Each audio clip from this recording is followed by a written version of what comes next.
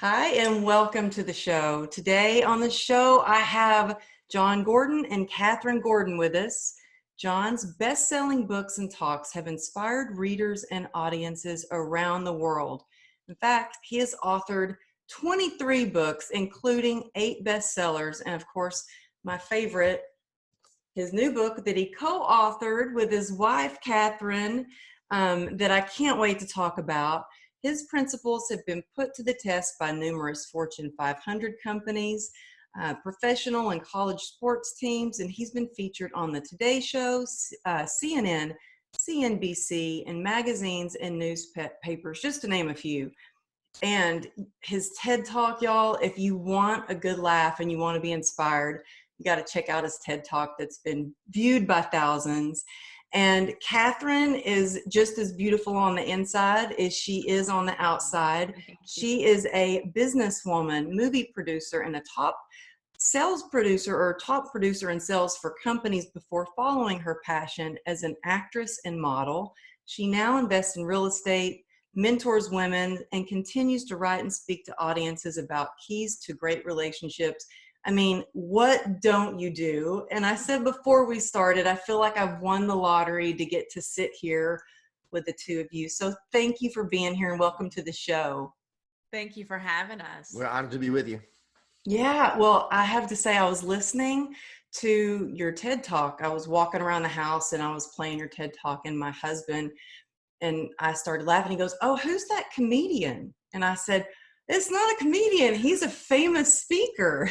And so your TED Talk was so informative and so full of wisdom, but funny as well. So I love to hear you speak. And your book, you guys, it's so well written. And I love that you give, Kathryn, that you give your point of view and you give your point of view, and you really talk about what it takes to have and maintain a great relationship. Before we get started, can we just talk about how y'all met? Sure. Well, I had moved to Atlanta. Kathryn was already there, and she'd been living there a few years, and I was living there maybe a year or two. And I got in the restaurant business. I opened up a bar in Buckhead. I was 24 years old, and I opened up this bar. After 3 weeks of being open, I'm sitting outside, and Kathryn is walking down the street. I don't recognize her. I see her, and I just fall in love. It was love at first sight. Not for her, but definitely for me. And so she was very beautiful. And I said to her, "Hey, you're the most beautiful woman I've ever seen." And that wasn't a lie. Like, I really felt that and said that in that moment. She said I was cute or handsome or something like that. And I said, "I'm having a party Friday night. Will you come back?" She said, yes. She never came back. So I thought, I'll never see her again. So I thought about her a couple of times. And a week later, I'm at a charity event called The Best of Atlanta. And she was there. I saw her across the room. I couldn't believe it. I was with my parents. They were visiting. And there she was. I was like, that's her. I ran over to her. I'm like, "Hey, remember me?" She's like, yeah. She was eating her cheesecake and could care less that I was in front of her. True. And I think she was actually talking to some guy at the time. And I sort of like just cut right in front of him. Like, didn't even see him. I was so laser focused on her. I said, "I'm not leaving without getting your card." And so I got her card, and she had her number on it. So I called the number, and we had a conversation. It was a good one. Called her again. We talked again. And then I said, "Let's go out." So she agreed to go out. And every time we were supposed to go out, she would cancel. So she canceled and canceled and canceled. I think she canceled like 5 times. And finally, in the last time, I said, "If we don't go out tonight, we're never going out." And so what happened when I said that to you? Well, I was on the phone with a girlfriend. You remember back in the day when you used to click over? Yes. So I clicked over to my girlfriend. I'm like, "You're not going to believe what this guy just said to me." And and she's like, "Oh my gosh, you have to go out with him." So I didn't put on any makeup. I had my hair back in barrettes, didn't put on a cute out, nothing. I didn't make any effort. And I went out to meet him. And he was kind of like, "Oh, you don't look like the woman I met last time." I was like, "Are you the same one that, was at that party?" Because she looked completely different, right? She didn't do makeup or anything. Yeah. But we still had a nice conversation, a nice talk. But it wasn't like there were, it wasn't like there was magic in the air at the time, right? And so she went away with her friends that weekend, and they were talking about her life, and she was trying to simplify her life. She was dating all these. I was dating like a list of, guys, back in your 20s, your early 20s. And so I decided I was going to simplify my life. And so I'm talking to my girlfriends, and we're going through the list, and I'm marking all these people and off. She's dating like really successful guys, older guys, flying her all these places, the lifestyles of the rich and famous. And I'm like driving this beat up Nissan Sentra. I'm 24 years old. And so I was like the first guy. He wasn't even on the list. Yeah, well, I thought I was eliminated, but I didn't even make the list. And so she said, I want to simplify my life. And so she simplified. I didn't make the list. She gets back home, and to this day, she doesn't know why, but Kathryn called me. I think it's a God thing. Yeah. I called him, and I was like, I'm home. And the next thing you know, he's at my door, and he comes in, and we stayed up all night long talking about God. I mean, really, we could have been doing anything. No making out, no nothing. It was God. We just talked about God. We were both very spiritual, not religious at all or anything like that, but we just at the time very spiritual. We just talked about God and our journeys, and it was just a really cool conversation. And there was a definite connection at that time. It was just wild. Like the fact that she would call me and say, I'm home, even though I wasn't even on the list. And I just went over there, and I'm like, all right, I'm coming over. And we've been together ever since. Yeah. Oh, I love that story. It's so similar to the story of my husband and I, who he kept bringing me actually, I might get in trouble for saying this, but, I was saying before we started the interview, he was a cop. And so he would actually pull me over, like lights and sirens. Hilarious. And it got to the point where I would see the lights, and I used to pull over, and it'd be him, and he'd be like, hey, I'm probably going to get in trouble for saying this. But then I got to where I was like, oh, he's got the lights on again. And I would just go and not stop. And people would be like, oh my God, look at that girl running from the cops. But then he would bring me flowers, and then he would bring me these huge bouquets of flowers, and I would just, nope, I was so focused on my career, and, I had a daughter, I was a single mom, I didn't want any distractions, and it was finally when he left me one rose on my truck on the windshield with a note, and I was like, okay, and then my granny said, why don't you give the cop a chance? And so I was like, okay. So I still tell my husband, you better thank Granny for telling me to give you a chance.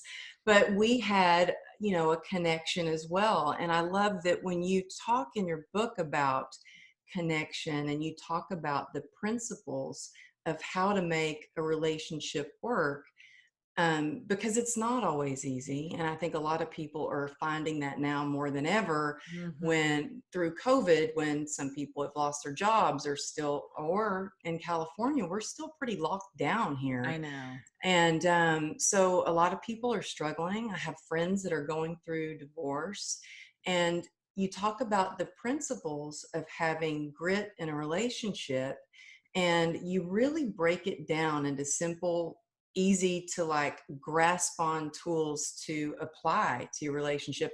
And that first part, you talk about God and how that's a big part of your relationship. And I love that, because I think that when we've definitely gone through some hard times, I don't think if we didn't have faith, if we didn't believe in something bigger than us that was going to help us get us through those times, I don't know what we would have done.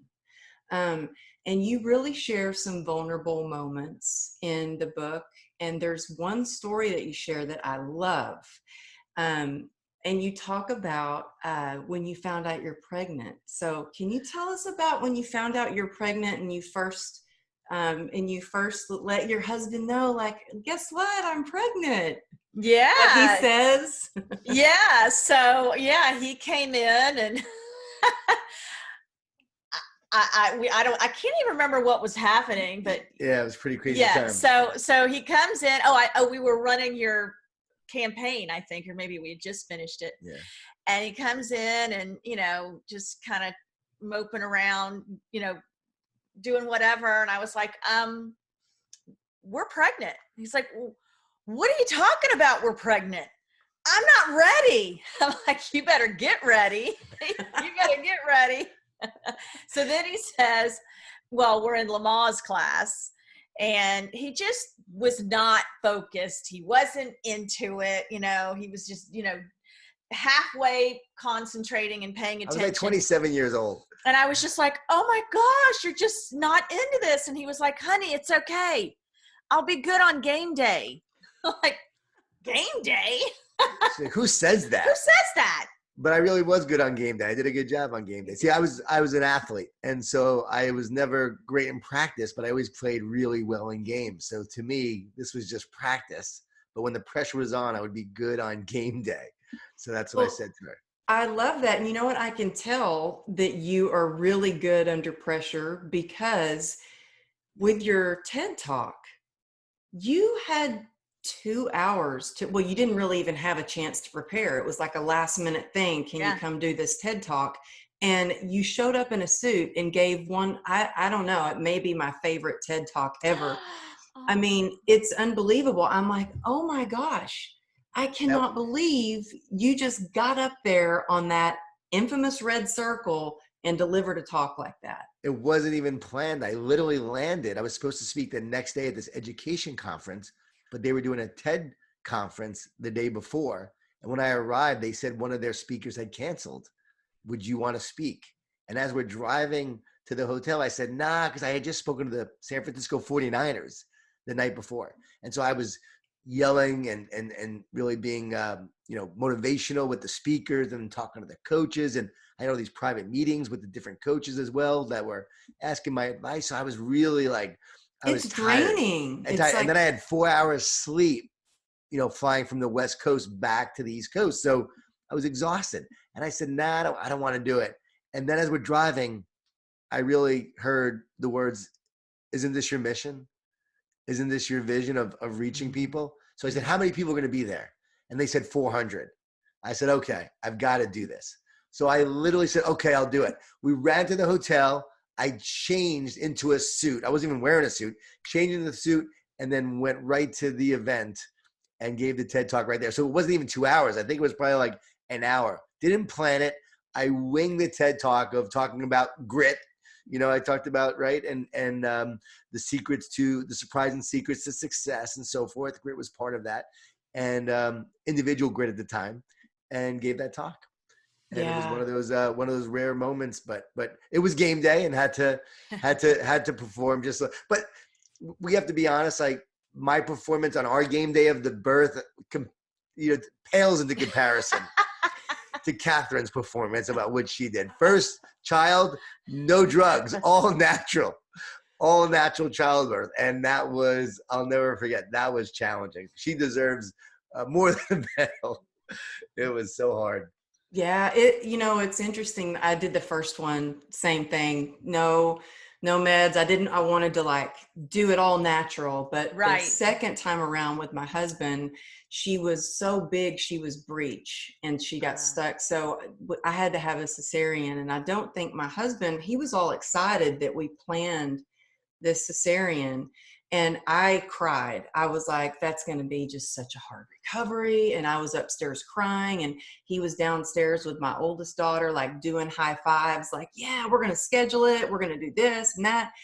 And when we, in the hospital, as they, he looked beyond the curtain to see what the doctors were doing, and he could see what they do during a cesarean. He was like, he almost fainted. Right. And he was like, okay, maybe this isn't what I expected. Yeah. But he has always shown up. He's like you, Jon. He has shown up when the going gets tough. He really, he's a hero. In fact, today's my dad's birthday. And he talked to my dad. Then my dad gets on the phone. He said, I just love him. He said, it's so nice that I don't have to worry about you, that your husband, I know he's good. And I said, yes, he is. I said, he's a handful. And my dad said, but he's worth it. And so I love hearing that. My dad was a police officer. Yeah. And so we know how great police officers are. And there are a lot of great men and great women that are doing that work. Yeah. Oh, I didn't realize your dad was a police New officer. York City, undercover narcotics. Yeah. Wow. Yeah. Wow. And I'm so sorry to hear. I know you lost your dad and it wasn't that long ago. So sorry. Right about 3 years ago, my mom, 14 years ago now, Yeah. your mom and dad, Yeah. years even before that. It's been And a while. and you've definitely gone through some ups and downs, and really what I think is hard in a relationship is when you're used to doing certain things together and healthy and strong, and then when something happens and you feel like the rug's kind of pulled out from underneath you and one of you struggling. And I know you struggled for a while, and you've been in Glamour magazine for interviews and talked a lot, Kathryn, about My breast implants. yeah. Now, Yeah. when you talked about that, how many years ago was that? So I got my implants in 1988 and I got them out in 1999. But was it really talked about back then? Because now it's very much talked No. about, but I didn't think when you were they sharing it. Yeah. No, I mean, it wasn't talked about. I mean, everybody in my town were definitely getting it done. I mean, all my girlfriends. So that part, was happening, but the problems with implants were not talked about. Yes. Matter of fact, the whole thing was my doctor had told me, look, you got saline implants. It's like the saline in your body and they'll last forever.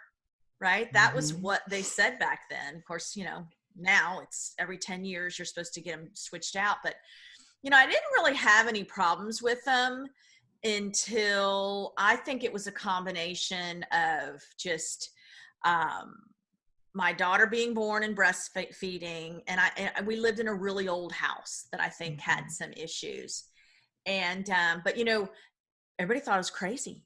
I mean, everybody thought I was crazy, and I would beg Jon to come home from law school. He was in law school at the time, and go to yet another doctor to get more tests, and then every time I'd come home, nobody could see anything. You couldn't see anything in the x-rays because I also had like a real heaviness in my chest, and it was like a scratching. It was hard to explain. Like it almost felt like, itching from the inside out.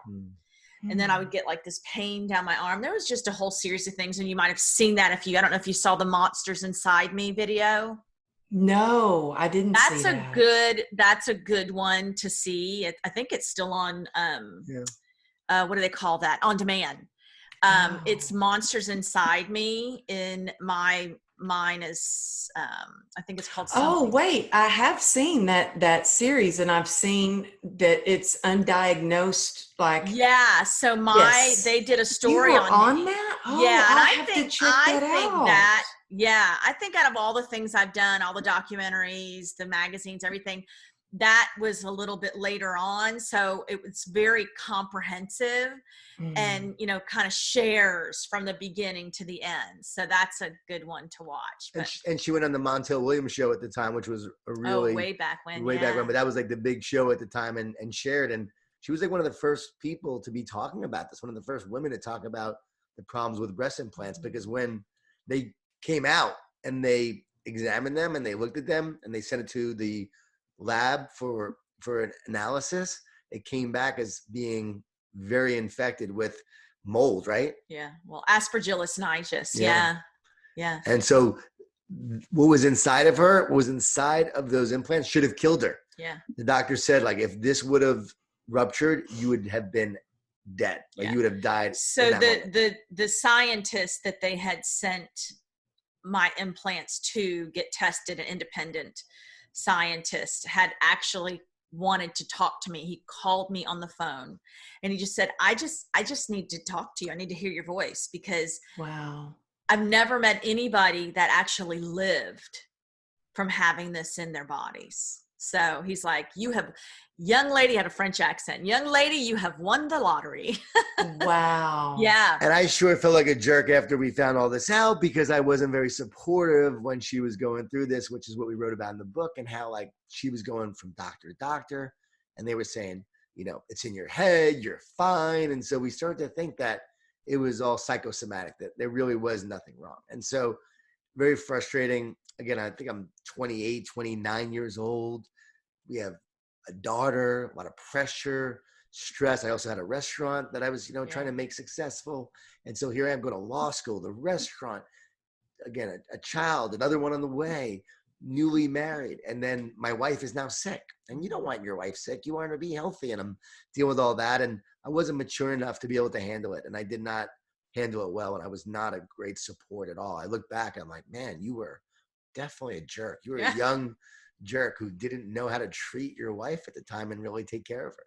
And so I do now, but I didn't then. He's been paying for it ever since, so don't worry. Yes, that's true. That is true. Oh my goodness. And that just reminds, my husband always says, because like after my motorcycle accident, when I was in a coma, doctors were going to amputate my leg. And he was like, no, you're not going to amputate. I want her to wake up with both of her legs. That's going to be her decision. You have to wait until she wakes up. And so now I think he's serious, says, because of me, you have both of your legs, And so, I pay for it constantly. Now, can I ask you, how did that happen? That they would actually say you needed to amputate your leg, but then you didn't have to? Well, it was basically crushed. It was like, they described it as like a war wound. It wasn't broken. It was crushed. If you see the x-rays, it was like shattered into pieces. My femoral artery was severed. I had compartment syndrome. So my leg was basically imploding. And so, I had a 1% chance of saving it. Wow. And so when I woke up, when they could get me stabilized enough, I woke up out of a coma and they said, you've got a 1% chance. And I said, great. Well, then I still have a chance. Wow. I got a chance. And so, and that is where the grit and the grace of God came in, because they couldn't believe. I'm actually in the orthopedic surgeon who was a trauma specialist. He said it was the most difficult operations, I should say, he's ever done. And he put me in his book of research because they couldn't believe that they saved it. And, to have a husband be with you by your side through every single surgery, he still is my rock, but after I got out from the hospital, I remember I was really sick. I'd gone septic, and it was the first time I was really scared because I really thought I was going to die. And I felt I was dying. I felt like I was dying. Felt like it. Yeah. And I remember I told him, he goes, you're awfully quiet. And I'm not quiet very often. And I said, well, I'm scared. And it was the first time I admitted, I was like, I'm scared. And he said, no, you can't be scared. You're my rock. You can't be scared. And I was like, you're going to make me cry. Okay, I got to suck it up. Got to keep going. I can't be scared. So I think that in relationships, we both have to be each other's rocks at different times, Right. And so, and it all goes back to that grit. And I love that you've broken down grit into 4 principles, what it stands for. And we've talked about the God and the connection and the faith part. Can you share a little bit with us about the next part of grit?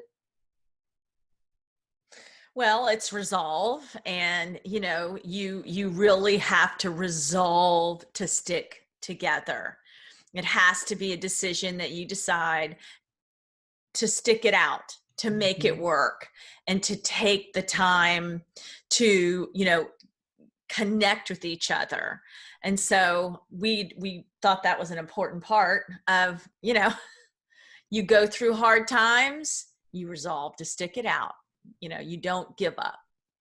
Yeah, I think it's easy sometimes nowadays. People just get married and get divorced. And, when the going gets tough, they're like, I'm out of here. See ya. And I think it really is a decision that you both make together, that no matter what, you are going to get through this. And I think that teaches our children resilience as well. And it teaches them how to have, a lasting relationship and get through tough times. And so I love that you share that about the resolve. And the next part of the is grit invest. And that, you have to invest in your relationship. And at different times in your relationship, it might be one more than the other, kind of like when you were with your car, your motorcycle accident, it was your husband investing the time to take care of you, and, vice versa. And so there was a time in our marriage when my husband was traveling a lot. I mean, his speaking had really taken off. And I had two athletes, one in high school and the other in middle school. My daughter was running to lacrosse practices. My son was always doing tennis tournaments. So, I was always running them to ballparks and tennis courts. And they both had gluten allergies. So it was always about making sure they had gluten-free food. So even if the team was being fed, subs or whatever, my kid couldn't do that. So I had to make sure that she or he had food. And so it really, really got to a point I didn't have any time to come home and clean the house. I mean, I was really starting to get worn down. And I called Jon and I just said, you got to come home. I need you right now. I really need you. Mm-hmm. And, at first, and, he says this, he's like, oh, so you need me to come home and do your job for you. And I said, yes, I need you. But I got to tell you, that year ended up being the most amazing year of transformation for us as a couple and for us as a family. He came home. Of course, the first 2 weeks as he's running the kids to practice and everything, is like, this is easy. This is fun, right? And I'm thinking to myself, okay, you just wait, buddy. And, by the end of that month, he was, I got to do that again. I'm like, you got to do it again. And so he really started to develop a sense of respect and understanding for what I was going through. And so then he invested in me and in our family. And so, it's an ebb and flow. It's normally one or the other. Sometimes, it just depends on what's going on. But so that's invest. And you can't be a consumer. So often we're consuming in our relationships. It's about what we can get from it. But a great relationship is about what you can give to the relationship. You have to be committed to each other and to the relationship. It's about we, not me. So you have to make sure that you put the relationship first. And that always costs you something. Like service and sacrifice always costs you something. But you have to give that up to make the team better and to make your spouse better. And so commitment is a big part of that. And it's a big part of the investment you need to make in the relationship. And then you have to do it together. That's the T. And the T is together. It can't be just one. You both have to decide to invest together. If one person wants to make the relationship work and the other doesn't, it's not going to work. You both have to have a commitment to the relationship. So you got to make God the center of your marriage and your relationship. You got to make sure that you have resolve to stick it out through the process and through the years together. You're investing in the relationship and in each other. And then you're doing it together. And that commitment together is what builds a strong relationship over time. Easier said than done, I have to say. No, Right. I mean, it is an ebb and flow. Everyone would do it. Right. Yeah. And there is a lot of change. And I just relate to what you're saying so much. I mean, I remember, when my husband was studying to take the lieutenant's test, there was a lot of me doing stuff. He was so focused on making lieutenant. And, I was in the middle of my career and we had a new baby, and sometimes it can feel a little lonely when one person is so laser focused on their job. Well, now he's retired. And now before COVID was traveling nonstop, speaking at events and a book tour before that. And now my business is still really busy. And just hearing you say it has to be about we, not me, and makes me think, I need to put a little more investment in my Yeah. relationship. You know, you can easily keep going on that hamster wheel of got to do this for work or whatever, but it's important to really get your priorities straight.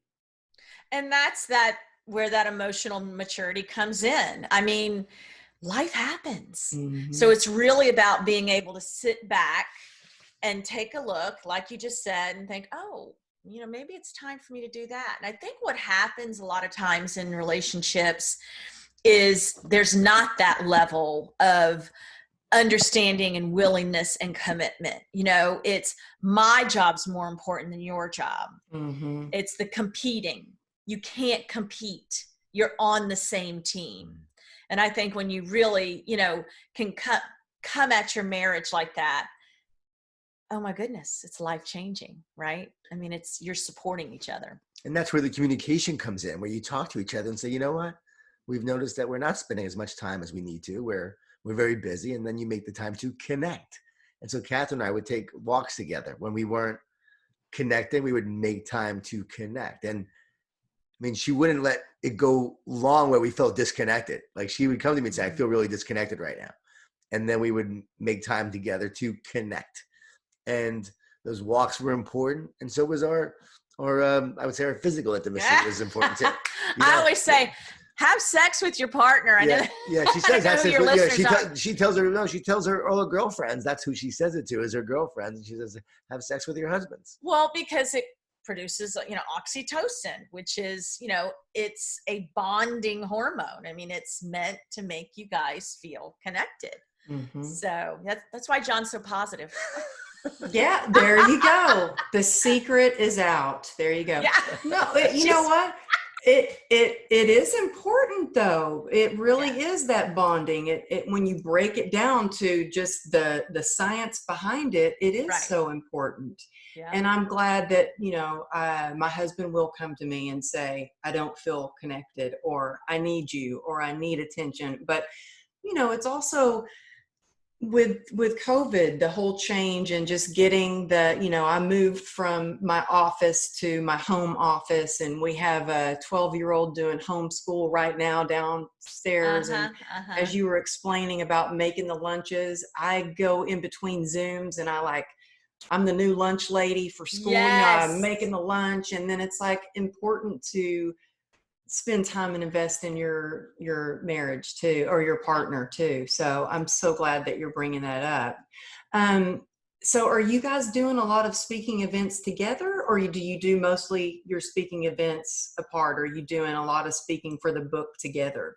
So with the book, I mean, I've done, probably about 5 now on my own, maybe 6. And then of course we're doing them together as well. So, but of course he's weaved in probably, you know, 2 other of his own on power positive leadership or whatever. So he's always doing stuff. I'm really busy with my virtual keynotes that I'm doing right now, and a ton of those kind of events. Actually, I'm surprised at how busy I am doing all these virtual keynotes. But at the same time, we're doing a bunch of interviews and podcasts and webinars and some coaching calls together, which has been a lot of fun because, you know, for years I was solo. Mm-hmm. I was a solo act, and now we're doing things together. I'm watching Kathryn do her thing, and she's been invited to now speak at a bunch of different events, of women's events. So that's been exciting to get those requests and those invitations. So they haven't happened yet, but those speaking engagements are, you know, post as we come out of COVID, she's going to be doing a lot of those kind of events as well. So it's great to see her share her message, and she has such a great message for both men and women, but, you know, especially these women's groups that, you know, again, where she can counsel women, give them great advice, help them through these tough times, and give them the support they need. It's really great to see, because everyone needs it. And I love to talk to guys about, you know, I'm having leaders who have read all my other books now read this one, and they're like, wow, I see the personal side of you, but I really like this book. I love how raw and honest you were. And I'm also getting a lot of great insight into how I could be a better husband, which then makes them more successful as a leader. Mm-hmm. Yeah. And I love that you can do so many things together. When I first launched my podcast, I wanted the first episode to be with my husband. I was really trying to talk him into it. I was like, come on, honey, do the first episode with me. He's like, no, that's your thing. That is your thing. Yeah. But he did do one interview with me, and it really shifted my perspective, and I had more compassion for what he went through during what, I thought was hard for me. And I realized how hard that time and when I was going through all those surgeries were from him. Or for Wow. him, it gave me that perspective to hear him talk about it. And I think it's very healing when you can talk about something. And so I think that it must really strengthen your marriage to get to share these things with others. Have there been any moments that you're like, oh no, we don't want to talk about that? Or any times where you're like, maybe I shouldn't have shared that vulnerable moment because now people are asking about it? We wrote about so much of that in the book. So, I mean, in terms of sharing the dirty laundry and airing it out, I mean, we put that all in the book about what had happened and what went wrong and all the mistakes I made. Kathryn didn't make any mistakes with the mistakes I made along the way. I think we've shared a lot of that. So I think in terms of doing that, it's almost like there's nothing else we would feel uncomfortable talking about. But we do wonder, like, should we talk about sex? Like, should we talk about how that's important for a relationship? Should we talk about how deep should we go into different topics and different issues and different challenges? So I did question, like, I don't mind sharing about my life and my story. I'm an open book. And, that's really kind of how the book came about. Is I started to run into a lot of my friends that were still home with kids. My two had gone off, so I was empty nesting, and they still had kids at home, and they were in that stressful time that I remember. It was a hard time. And some of them were talking about splitting up with their husbands. So I found myself standing in the produce aisle of my grocery store, really sharing my experience to say, like, you're not alone. It's okay. And if you can get through this, and maybe giving certain tips depending on what their specific situation was. And so, for me, it was easy to share. Jon has grown a lot and changed so much from the person he was in the beginning. And so, I mean, we did kind of ask each other, you think people are going to take this okay? Because, the good news is he is who he is now, and he's not that person, but he did do those things. And so, it was something we talked about, right? Yeah. But we knew that it was a God thing. We knew we had to get this message out and the truth so that we could show couples, you can go through a lot, but if you are committed to this relationship, you can make it work. And basically, if we can do it, if we can stick it out and stay together and have such a great relationship now, it's possible. Because the grass isn't always greener. And the mistakes I made were when I was, 30, 31, and I'm now almost 50. And so I've changed so much. And so for me, sharing your past and your mistakes, I think it lets people know that you're real and that you're not perfect. And I think people connect more to you in your brokenness, in your flaws. I think people expected this book to be like, oh, they're this perfect couple, and Jon's this great writer, and he has all this success with his books and speaking. And now they're writing this book about how you can be great too in your relationship. And I think now people are reading it and they're going, wow, we're getting so many emails thanking us for being real, for being raw, for sharing the truth, for not sugarcoating, for telling it like it is. And in doing that, I think people are connected to it more, and they're realizing, okay, like, God, like, they're like us. Like, we have these same problems. Everyone has problems in their relationships. Everyone has to work on something, right? And so are we getting better together? And no one's perfect. So what are we working on?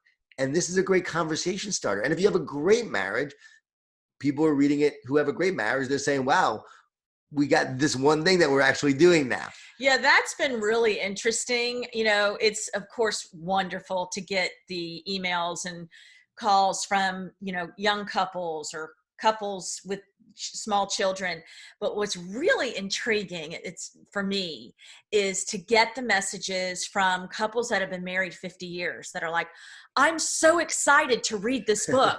And I'm kind of thinking like, you could probably, but that's because you could write it. It's not about that. It's really just about, everybody has issues. And so it's been really neat to see these couples that have these long-term relationships. They're lifelong learners. We can all learn something from somebody. So that's been, I think, the neatest thing for me. I love that. And yeah, I think it allows people to say, oh, they went through that too. Oh my goodness, I'm not the only one. I can get through it too. So you really give people so much hope that they can get through anything. You turn negatives into positives. And I love the humor that you throw in there too with everything that you do. You just always make it entertaining. And I'm not like it's hard for me to sit and read, but the way you laid your book out, it's easy to read and take notes. And, I've got 2 pages of notes and I've got sticky notes on my desk, if you could see my desk. And so I just to have you here, and it's just been such an honor. And there's one thing I like to always ask my guests, and I'd love for you to give me your definition of it. And it's, what is your definition of resilience? I thought you were going to ask me my definition of grit, but resilience is grit. No, it's never. No. I'm just thinking for a second. It's never given up. It's the ability to continue to move forward through failure, rejection, adversity, and obstacles. But in terms of grit, I want to say what drives grit, because I think this is really powerful, since this is the True Grit and Grace podcast. Yeah. I think it's about the fact that grit is inspired by vision and purpose. If you can see it, you keep on working towards it. If you have a purpose, you don't give up because of what you do. You give up because you forget why you do it. And so you remember your why, and that keeps you going. So the vision and purpose is key. Grit's fueled by optimism and belief. And so if you have this optimism and belief, you keep on moving forward. It's powered by faith and hope. And so when fear sets in, we have faith, and faith helps us overcome our fear. So we continue to move towards the vision that we have, the purpose that we have. And then it's driven by love. If you don't love it, you'll never work to be great at it.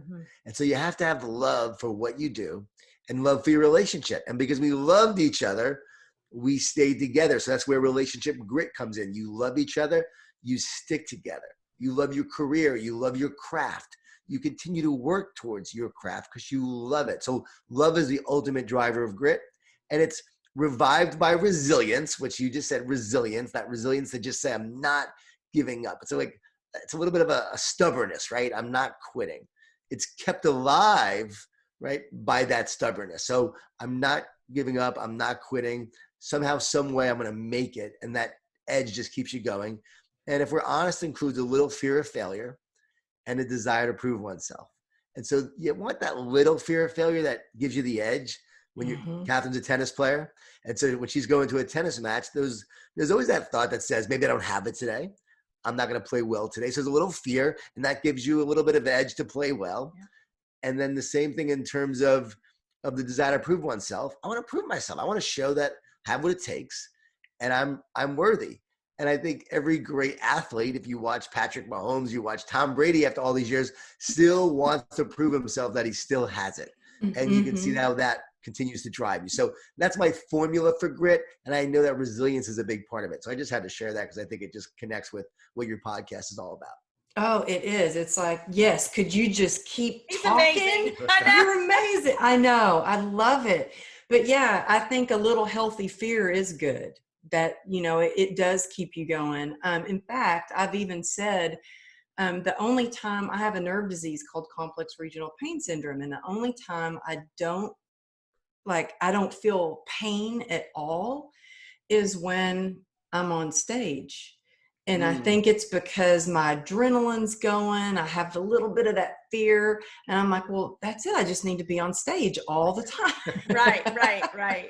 That makes a lot of sense, though, because when I would have food allergies, I had really bad food allergies. What I found was when I was speaking on stage, the allergies went away once I started speaking, because I was having a lot of problems with my throat and everything. Side effects. And then I would start speaking and everything would go away. So I think you're right. There's something about the adrenaline that helps you overcome the fear. But I have to say, I tell people all the time, like, this story is really funny. Ken Blanchard, the author of The 1 Minute Manager, he's a mentor of mine. And I said, Ken, I'm traveling all the time. I'm exhausted. I get home. I said, my wife wants a neck massage, Ken, but I feel like I deserve the massage. What should I do? He said, John, give her a massage. If you don't, someone else will. So I say, that night, you better believe I gave my wife a neck massage. I said, I admit it was out of fear. It was definitely out of fear, but now I do laundry out of love. And so, you know, the fear of her getting a massage from someone else. All right, that's going to drive me, give me a little edge to make sure I'm doing the right things as a husband. Yeah. It's so funny because my husband will say, you know what? That's okay. You don't want to take care of this. I can find somebody else who will. I'm like, really, honey, you better stop that right now. Yeah. And he'll also tell me, I just did the laundry for you. That's your job. I did it for you. I'm like, no, honey. That's all of our job. That's all of us. That's so funny. That's very true. It's all of our job. And one other thing I have to share is, like, the love that drives the grit. I always say, when you're devoted to something, you know, it drives your discipline. And so I'm devoted to Kathryn. I have a lot of love. And so when I all these years on the road, when I became a speaker and I was on the road all the time, my love for her and drove my discipline to always be faithful and always do the right thing. Of course, we talk about in the book the early years before that, when I wasn't faithful and I made those mistakes early on and was, you know, being a stupid jerk at the time. And then as you get older, right, you learn. And then I would go on the road and I would speak, but I was devoted, and that drove my discipline. But I do tell people, but I'm also a little afraid of my wife. I'm a little afraid. Yeah, that's good. A little crazy. Yeah. And she has a mean right hook, and she broke her brother's nose when they were young. So you got to look out for that. Yeah. My husband always tells me, oh, don't go Texas on me. Okay, don't go Texas on me. Right. So we don't want to see that. Yeah. That's cute. Well, oh my goodness. Thank you so much. Can you tell everybody who's listening or maybe watching it on YouTube where they can find, you've got a course, I think, that goes along with the Relationship Grit book that and also tell people where to get the book. Yeah. Amazon. You can get it from Amazon, and just go to relationshipgritbook.com and there's a free action plan. So that's a really great tool to use as a couple or by yourself. I tell people, you know, I've had several people say, oh, I'm not in a relationship. I'm like, my best relationship work happened when I was single. So this book is for everyone. You do not have to be in a relationship. You know, it can be preparing you for the next one. So, okay. But tell us again what the link is, just in case somebody's missed it. Yeah, it's relationshipgritbook.com. Thanks. And if you're listening to this while you're running or you're in your car, it'll be in the show notes for y'all to grab. So you guys have to check out Jon, you got to check out Jon's TED Talk too. I love that. But yes, and definitely the book. Thank y'all so much for being here. It's so great to talk with you. And when you're back over this way, please let me know, because I'd love to treat you for dinner. We want to meet you and your husband. We'd love to get together. Yeah, I'd love to meet him and hear all his great stories. Oh, he's got some good ones. I know.